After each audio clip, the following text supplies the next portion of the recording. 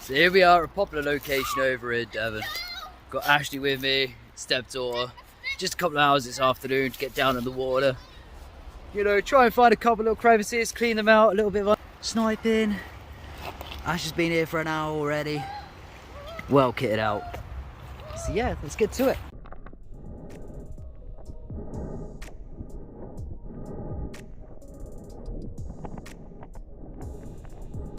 Here it is, one of my favourite sort of areas. You've got the pencil thin cracks and crevices. They're really good at catching the gold. Little pebbles and stones go over the top. You can see little bits of lead weight in there. And I tend to just scrape them out using one of those little picks. Absolutely perfect for it. They just get down, they're really sturdy. They're great for just picking out the little pebbles and stones and working your way across.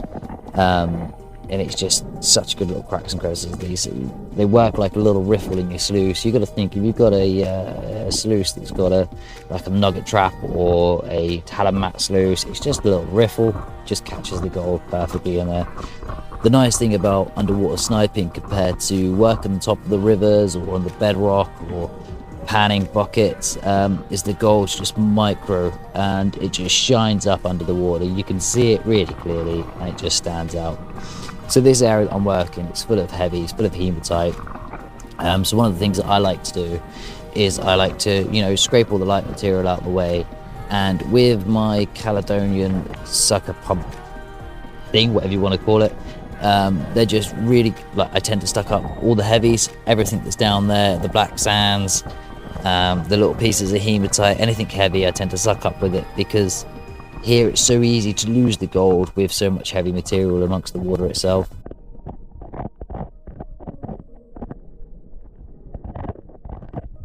Sometimes prying little rocks and stones out there can be a right pain. Other times they just pop. So the nice thing that I do is I just scrape either side of it, just moving all the light sands out of the way, give it a little bit of wiggle. 9 times out of 10 it will just pop right out of the way, which is a happy days. Fish!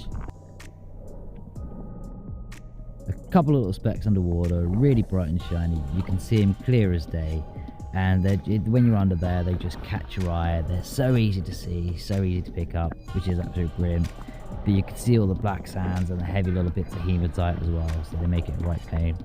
Other times, working under there, you can hit some real dirty stuff. So this is something that's really rusty. Give it a good scrape out, and it's just stirring everything up. Visibility goes down to nigh onto nothing. And you just have to sit and wait it out or try and fan it away. 9 times out of 10 you probably don't even have anything there.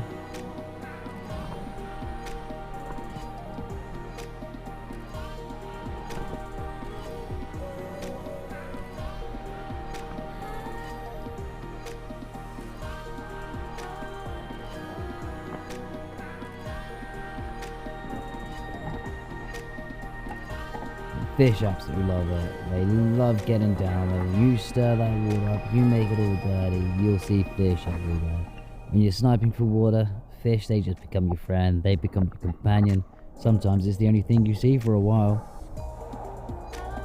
Here I used my hand rake, scraped all the material out of the way, sucked up my pump just to expose some new cracks and crevices in that bedrock, just so I can see what's going down there, hoping to find a little crack.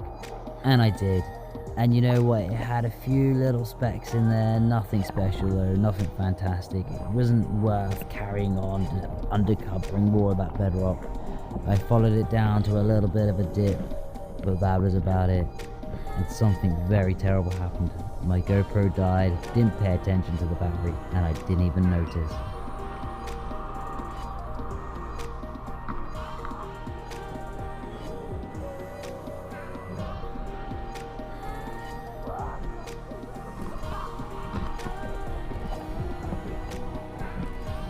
So sniping didn't go too well, battery died on the GoPro, which is a right pain in the butt. So I've come out of the water, just looking around, walking across the bank along here, and I stood on a bit of bedrock that broke away. So I've just sort of given these cracks here on the bedrock a nice good scrape out. Got a few nice little specks coming from there still. There's a little gully along the back here. Just need to give that a clean out, and I'll show you what I get. But it's only a short one today because we're off out tomorrow to our permission. So yeah, you'll have to wait and see. So there it is, there's that crevice cleaned out. Oh, nearly left the crevice still behind. But I like scratching out all these little cracks like this, and that's where you find all the super fine, nice small pieces of gold sitting there. The cracks go the right way across the river, same as this one. It's dropping downstream. And there's a little gully along there. Had a few little pieces. Time to clean up, and I'll show you when I get home. So there we go, guys. Can't argue for a few hours down on the river. A few nice little specky pieces in there. Nothing spectacular. Not going to bother getting it on the scales because it won't weigh up to a lot. But I just realised I've not done a pay dirt giveaway yet. I'm reaching close to 500 subscribers. So when I reach 480 subs, what I'll do is I'll go down to the river, I'll do a good day's worth of panning. Obviously I'll make a video out of it, and I'll do a pay dirt bag for 500 subs giveaway. One of you lucky subs will win a pay dirt bag from me, from a day's prospecting down the river. So I just want to say thanks to everybody who's who's followed me so far on the journey. It's been good fun. There's been plenty of places, plenty of new places to go, still plenty more to come. So just thanks to everybody, and keep sharing the love, keep commenting and liking, subscribing, help it grow.